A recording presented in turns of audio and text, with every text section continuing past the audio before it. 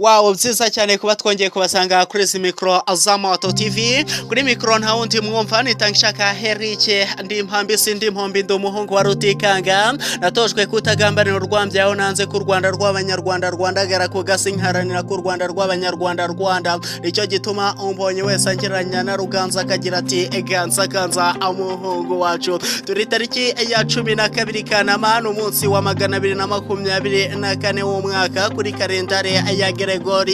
Asigaye iminsi 141 kugira ngo umwaka urangire. Hari ibyaranze iyi tariki mu mateka ya 12 uku kwezi, hari ibyagiye biranga iyi tariki, nibyo nifuje kubasangiza akoro yo munsi. Ndabyibuka neza kuri iyi tariki uku kwezi mu mwaka w'1952 habayeho iyicwa ry'intiti 13 z'abayahudi i Moscow mu Burusiya. Kuri iyi tariki uku kwezi kandi mu mwaka w'1976 i Delhi Alizatra habayeho iyicwa ry'abanyapalestine babarirwa hagati y'igihumbi n'ibihumbi bitatu. Iki gikorwa ni kimwe mu byamenekeyemo amaraso menshi mu gihe cy'intambara muri Libani. Ese urabyibuka kuri iyi tariki uku kwezi mu mwaka w'1981 nibwo hakozwe mudasobwa ya mbere yo mu bwoko bwa IBM. IBM ni cya cyuma gisohora amafaranga abenshi murakizi. Kuri iyi tariki uku kwezi mu mwaka w'1985 ndabyibuka neza indege nimero 123 ya kampanyi Japan Airlines yakoreye impanuka ahitwa Osutaka muri prefectura ya Gunama mu Buyapani, ihitana abantu 520 bari bayirimo. Iyi niyo yabaye impanuka y'indege imwe yahitanye abantu benshi kurusha izindi zose wigeze wumva kwisi, abantu 520, igice cya miliyoni kirenga. Niba ubyibuka neza kuri iyi tariki uku kwezi umwaka w'1964 Afrika y'Epfo yakuwe mu mikino Olympique yaberaga i Tokyo kubera ivanguramoko ryarangaga politike y'abagashaka buhake bayoboraga icyo gihugu. Ese urabyibuka kuri iyi tariki uku kwezi mu mwaka w'1953 mu rugamba rwo kugira ngo ikore igisasu cyayo cya mbere cya kirimbuzi,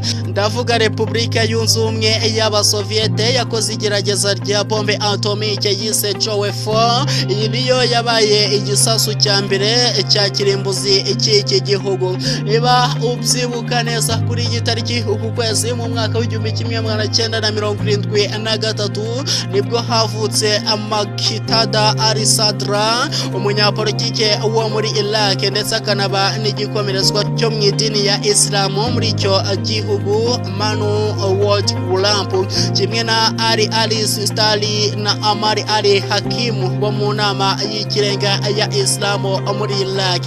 Sadra n'umwe mu banyedini bakomeye cyane kandi bumvwa cyane kuko bamwemera bikomeye cyane bya cyane, ndetse akanaba n'umunyapolitike wubashywe cyane mu gihugu cye. Igitangaje nuko mu kubahwa kwe nta mwanya ukomeye wa politike n'umwe arayobora kugeza ubu muri guverinoma ya Iraq. Imyitwarire y'ubutavugirwamo ndetse no kuvuga amagambo akarishye nibyo byatumye amenyekana.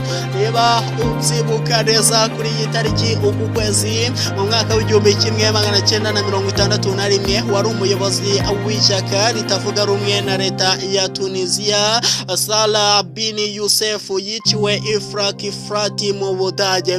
Ndabyibuka neza n'ejo bundi kuri iyi tariki uku kwezi mu mwaka w'1993 abasirikare b'Abanyamerika barashe ku Banyasomaliya 3,000 bari mu myigaragambyo yo kwamagana Abanyamerika ku butaka bwabo. Ngayo nguko ngibyo ibyaranze iyi tariki mu mateka. Ese wowe iyi tariki irakwibutsa iki? Ese hari somo igigusigira? Ntacyo, jya muri komenti utubwire, twiganirire, duhane ibitekerezo. Ndetse ko mwamaze gukora subscribe, like, share ndetse mukajyana muri komenti nyine mugatanga ibitekerezo byanyu, nabyo biba bikenewe cyane. Mwari kumwe nanjye Tangishaka Herike, ndabashibiye cyane, gaho nimugire ibihe byiza.